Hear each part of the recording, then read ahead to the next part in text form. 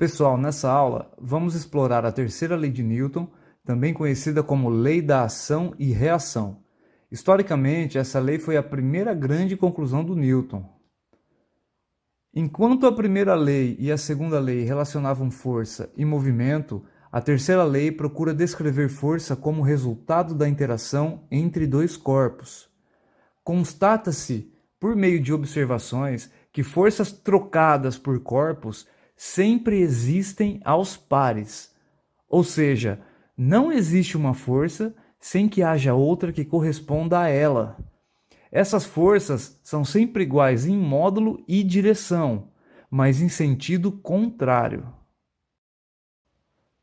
A terceira lei de Newton pode ser escrita assim: se um corpo A exerce uma força sobre um corpo B, o corpo B exerce sobre o corpo A uma força de mesmo módulo e direção, mas de sentido contrário.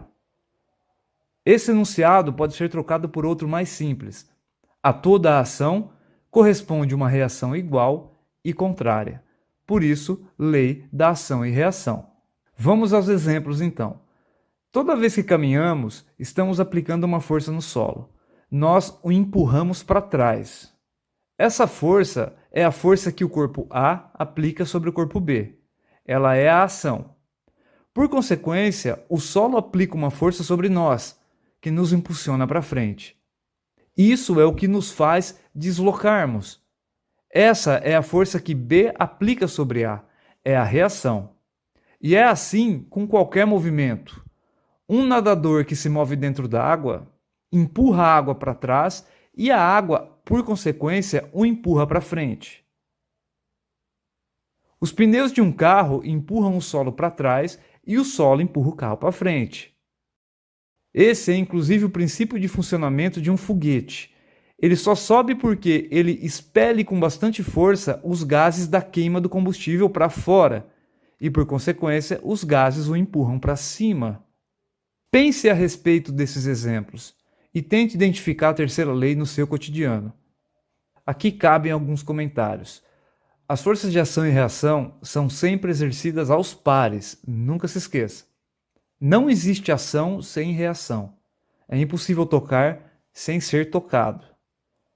As forças de ação e reação são exercidas em corpos diferentes e por isso elas não se cancelam.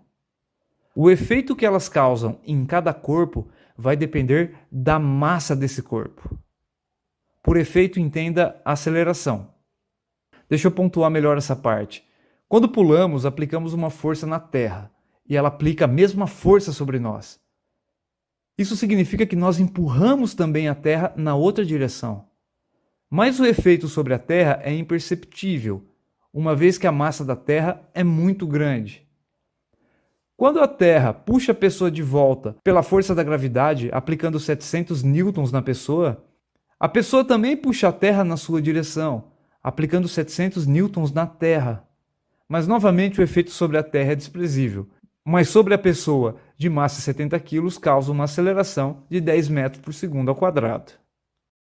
As consequências das leis de Newton estão em nosso cotidiano e nunca paramos para refletir a respeito. A obviedade de alguns movimentos e a complexidade de outros acaba escondendo leis universais que dizem respeito ao movimento dos corpos tanto na Terra quanto no céu. Até a próxima aula, pessoal!